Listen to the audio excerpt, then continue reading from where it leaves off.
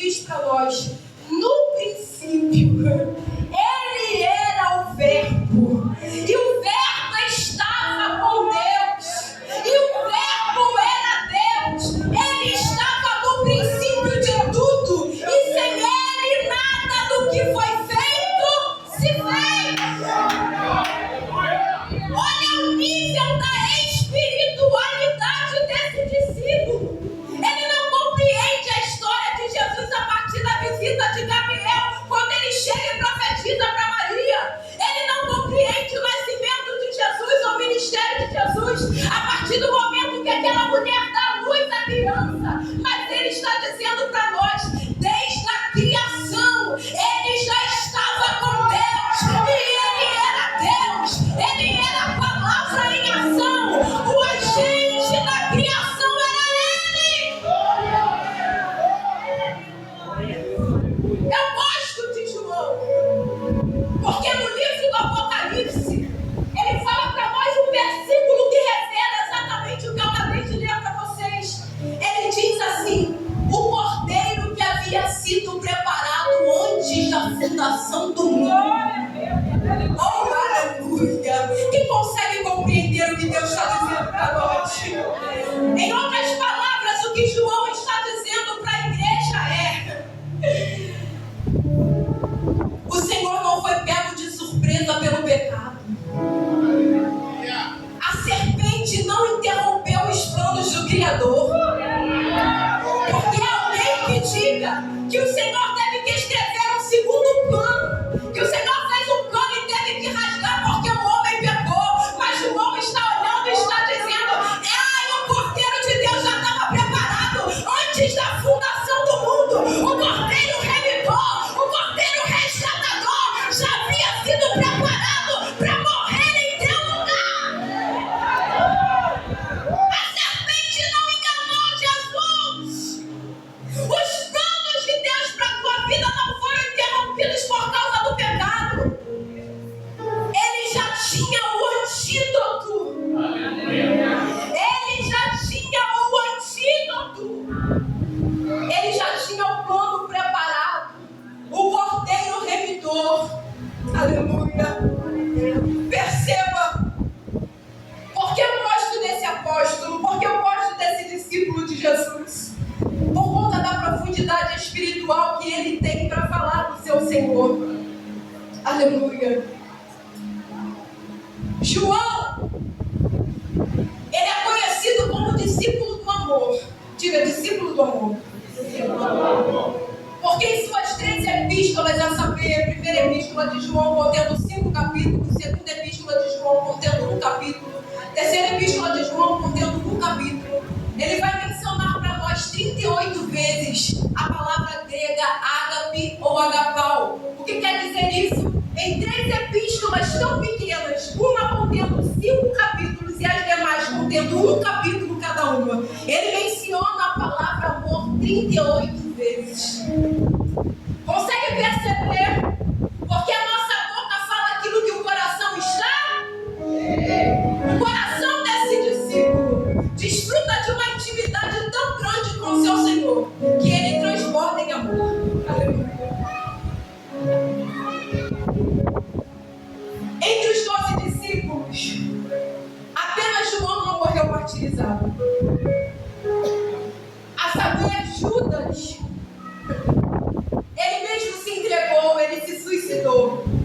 E os demais 10 discípulos de Jesus foram mortos, martirizados por causa da palavra. Diga, por causa da palavra. Certa feita, Pedro está numa conversa com Jesus, e Jesus fala por parábola com Pedro acerca do que tipo de morte que ele iria glorificar a Deus. De repente Pedro olha para João, sabe que João é o mais íntimo, ele olha para Jesus e fala: e acerca dele? O que há de acontecer com ele? Aí Jesus olha para Pedro e diz: que te importa eu saber? Se eu quiser que ele viva até que eu volte. Aleluia.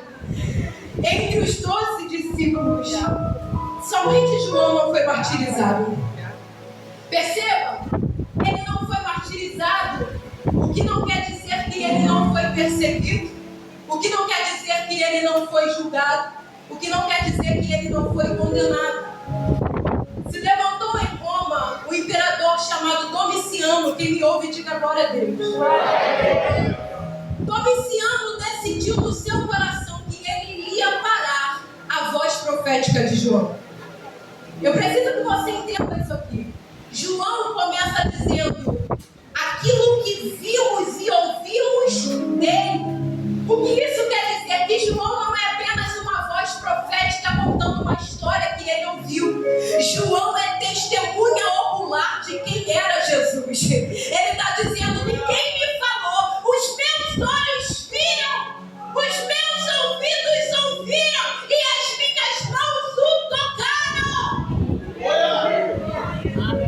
Esse imperador queria calar a voz profética de João, porque sabia que João era testemunha ocular dos milagres de Jesus.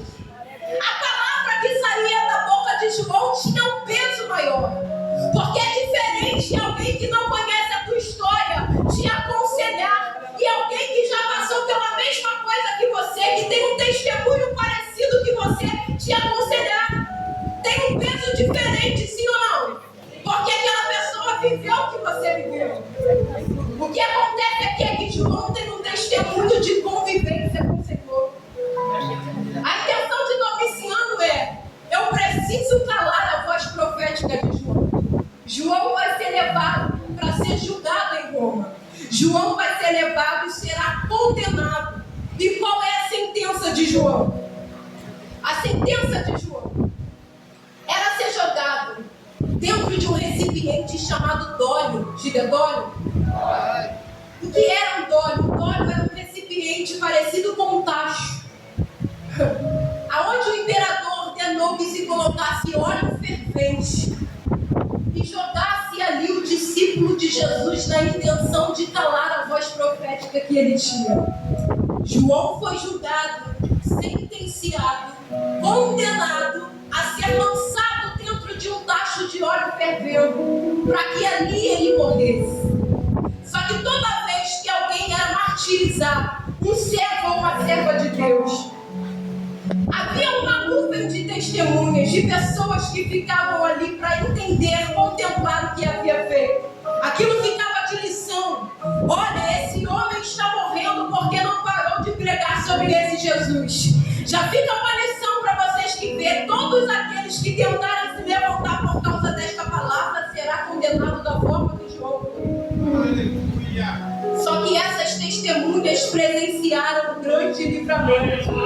Porque quando João vai caminhando para entrar no tacho de óleo fervendo, João não vai em silêncio, ele vai com a cabeça levantada ao céu e pregando a palavra. Ele diz, eu posso caminhar para a morte, mas eu não paro de pronunciar a palavra do que me chamou. Eu posso estar sendo sentenciado à morte, mas nada vai parar a palavra.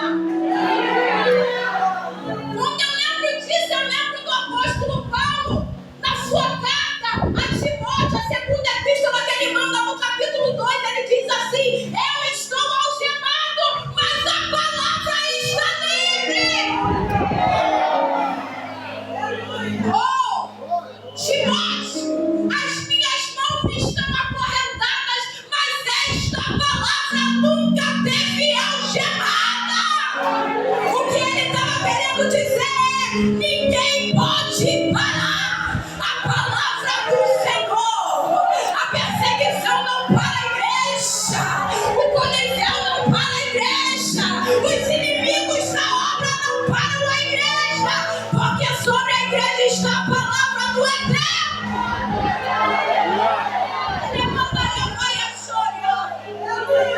Ele vai caminhando para o tacho, diante de uma nuvem de testemunhas.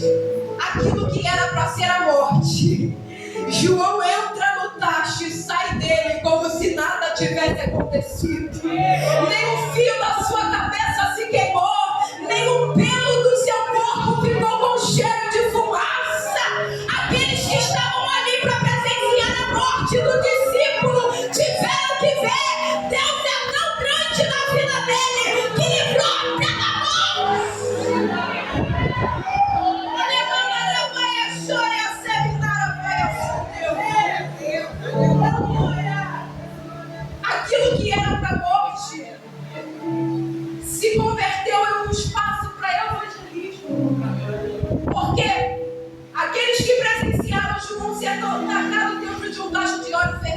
continuar pregando a palavra como se não tivesse amanhã. Desejaram conhecer o Jesus que este homem pregava. A intenção era matar.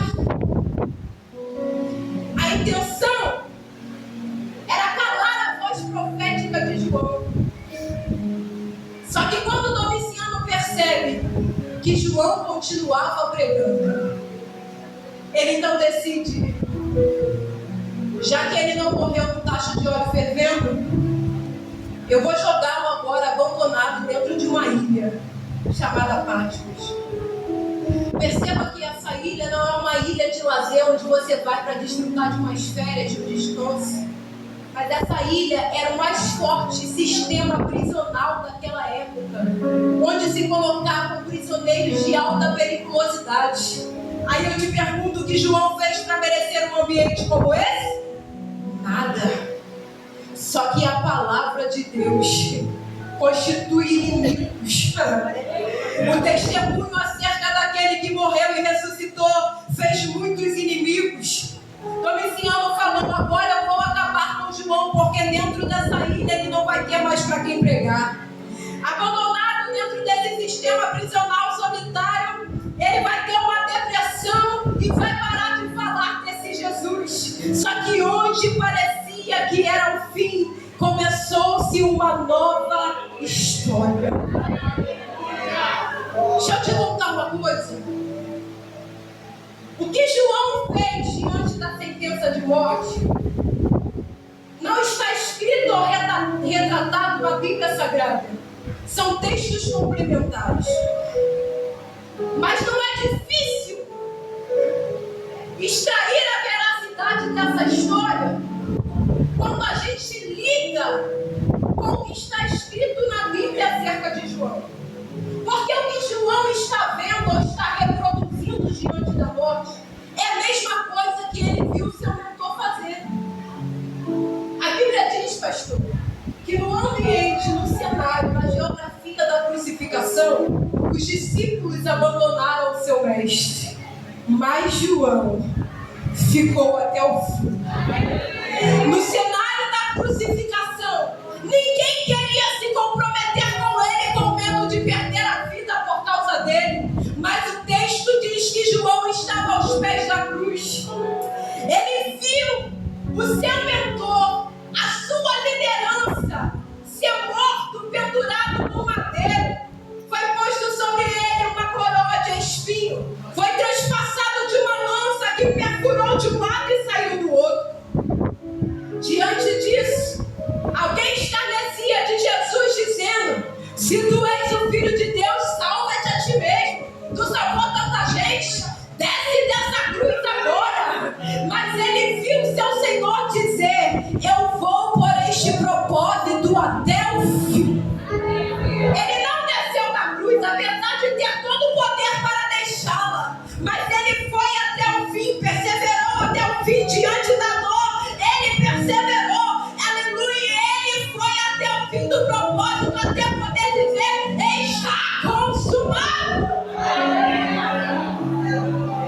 O que João está fazendo é apenas reproduzir aquilo que ele viu seu mentor fazendo.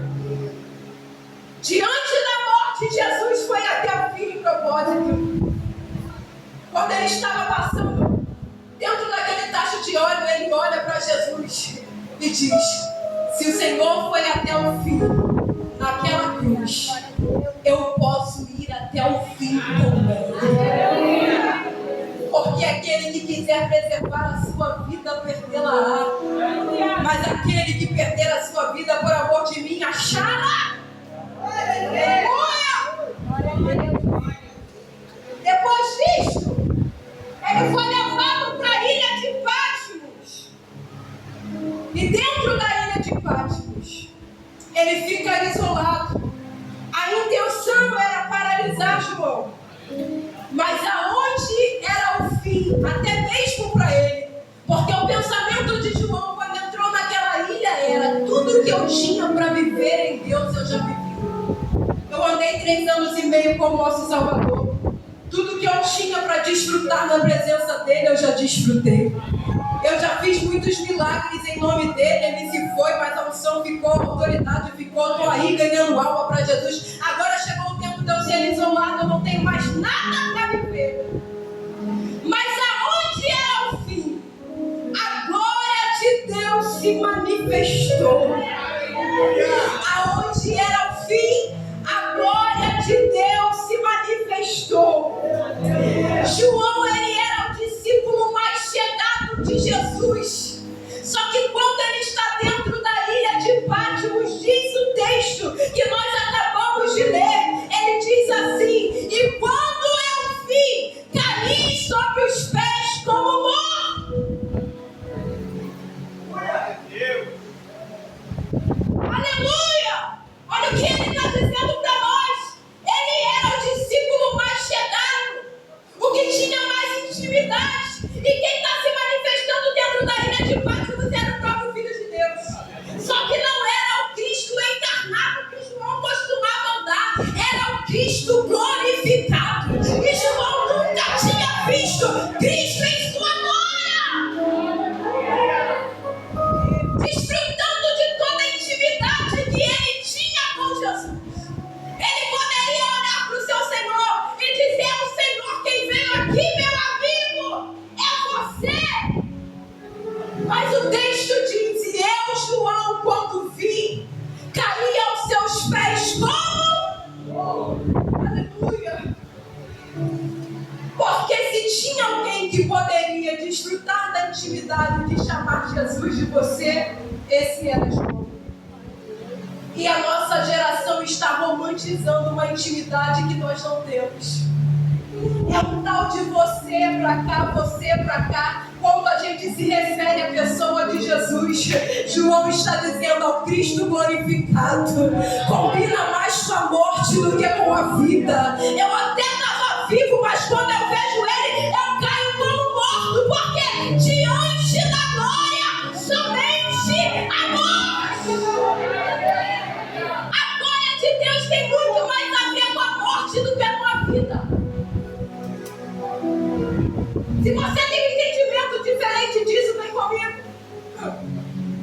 Porque certa vez, lá no Antigo Testamento, um homem que andava com Deus, uma liderança espiritual constituída pelo próprio Deus sobre o povo de Israel, decidiu que queria ter a glória. Aleluia. E quando ele pede para ver a glória, a resposta que o Senhor dá para ele, mesmo desfrutando de intimidade, ele diz para ele assim: Moisés, ninguém pode ver a minha glória e continuar vivendo. Ninguém pode ver a minha glória e continuar vivo. Eu não tenho como te revelar a minha glória, mas fica atrás da rocha. Eu vou passar de costa.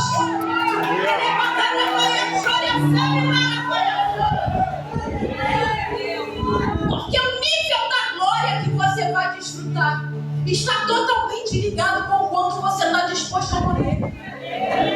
Tem muita gente querendo preservar a vida. E eu te digo que tentando preservar a vida, você vai morrer sem ter a glória. Tentando preservar a vida, você vai morrer sem ter a glória. Porque eu não estou falando de presença, eu estou falando de glória. Eu estou falando de algo que ele não manifesta para qualquer um. Mas se tiver alguém aqui interessado em conhecer a glória, eu estou te dando o caminho. O caminho ainda é a morte dos seus interesses, a morte dos seus desejos, a morte das concupiscências da sua carne, a morte para as suas vontades.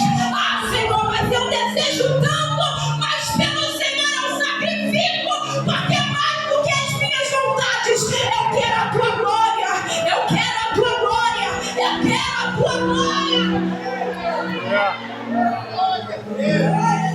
Olha aqui, lá dentro do tabernáculo, quando o sumo sacerdote, uma vez por ano, entrava no Santíssimo Lugar, ele entrava com a perna amarrada, porque se morresse do lado de dentro, ninguém podia entrar para buscar, tinha que puxar para o lado de fora. Você sabia que na noite anterior, a entrada Santíssimo Lugar, eles nem dormiam para não pecar em pensamentos e sonhos. Passavam a madrugada acordado, lendo a Torá, para que não dormissem e dormindo pudessem pecar. Aleluia. Quando eles entravam dentro do Santíssimo Lugar, ele não saía abrindo a cortina e passando. Ele colocava a mãozinha com o incensário do lado de Deus e começava a sacudir o incensário até que a fumaça enchesse toda a casa de glória, até que a fumaça tomasse todo o ambiente. Por quê? Porque dentro daquele ambiente se manifestava a glória de Deus, e a glória de Deus não combina com o pecado. Então, diante da glória, somente a morte, para não morrer, se escondia por trás de uma fumaça de incenso. Aleluia. Porque diante da glória, somente a morte. Está conseguindo entender o que o Espírito está falando com você? Até o plano perfeito para a redenção de toda a criação envolveu a morte do Filho de Deus. O plano perfeito para redimir não só a humanidade, porque Cristo não veio para redimir a humanidade caída somente, mas Cristo veio para redimir toda a criação que pecou contra Deus. Os animais que viraram nossos inimigos, tudo foi redimido em Cristo. Esse plano de salvação de toda a criação envolveu a morte do Filho de Deus. Se ele não poupou o seu próprio filho, também não vai te poupar. Se você quiser ver a glória, o caminho será a morte. Eu não estou falando da tua vida. Eu não estou falando que você tem que morrer em vida. Mas eu estou falando que você tem que morrer para si mesmo. Se quiser desfrutar da glória.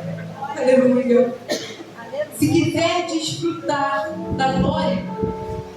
Porque essa morte no Antigo Testamento, no Novo Testamento recebeu um novo significado. E o que era a morte do Antigo Testamento no Novo Testamento? Arrependimento.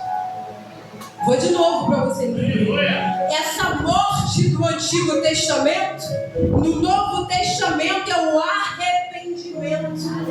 É por isso que a mensagem na boca daquele que precedeu a Jesus era: arrependei-vos, porque já é chegado o reino dos céus. A mensagem agora é outra. Você não precisa mais morrer, porque o Cordeiro de Deus já veio para morrer em teu lugar.